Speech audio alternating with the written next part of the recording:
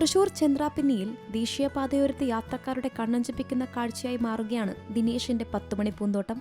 വെയിലുദിക്കുമ്പോൾ വിടരുന്ന നൂറുകണക്കിന് വർണ്ണങ്ങളിലുള്ള 10 മണി പൂക്കളാണിപ്പോൾ ഈ പ്രദേശത്തെ പ്രധാന ആകർഷണം.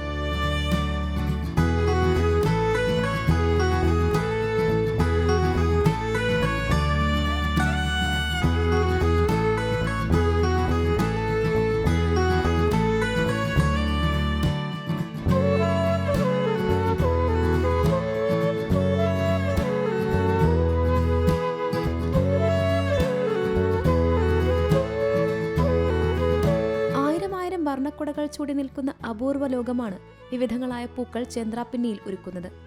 ദേശീയപാതയോരത്ത് മുളങ്ങാട്ടുപറമ്പിൽ ദിനേശൻ എന്ന കർഷകൻ ഒരുക്കിയ 10 മണി പൂന്തോട്ടം വെറുമൊരു കൃഷിയിടമല്ല, മറിച്ച് പ്രകൃതി കനിഞ്ഞരുളിയ ഒരു മനോഹര കാവ്യമാണ്. തന്റെ വീടിനോട് ചേർന്നുള്ള 16 സെന്റോളം സ്ഥലത്താണ് അദ്ദേഹം ഈ പൂക്കൃഷി ഒരുക്കിയിട്ടുള്ളത്.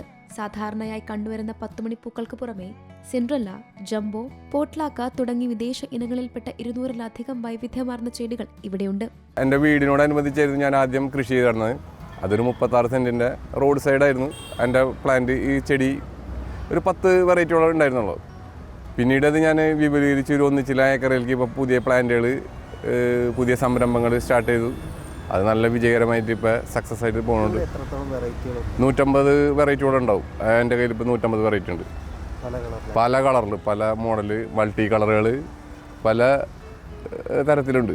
വെയിലുദിക്കുമ്പോൾ മാത്രം ചിരിക്കുന്ന ഈ പൂക്കളെ കാണാനും വാങ്ങാനും ദൂരദേശങ്ങളിൽ നിന്ന് പോലും ആളുകൾ ഒഴുകിയെത്തുന്നു. തിരക്കിട്ട ജീവിതയാത്രകൾക്കിടയിൽ ഒരു നിമിഷം വണ്ടി നിർത്തി ഈ പൂക്കളുടെ വശ്യത ആസ്വദിച്ച് സെൽഫി എടുത്ത് മടങ്ങുന്നവരും ഏറെയാണ്. ചെടികൾ വാങ്ങാൻ താല്പര്യപ്പെട്ട് ദൂരസ്ഥലങ്ങളിൽ നിന്ന് പോലും നിരവധി ആളുകൾ ഇപ്പോൾ ചന്ദ്രാപിന്നിയിലേക്ക് എത്തുന്നുണ്ട്. കഴിഞ്ഞ വർഷം മുതൽ നമ്മൾ 10 മണി ഇവിടെ നിന്നാണ് എടുക്കുന്നത്. കഴിഞ്ഞ വർഷവും നമ്മൾ ഒരുപാട് വെറൈറ്റീസ് ഇവിടെ നിന്ന് എടുത്തിരുന്നു. ഒരുപാട് പേരിലേക്ക് എത്തിച്ചിട്ടുണ്ടായിരുന്നു.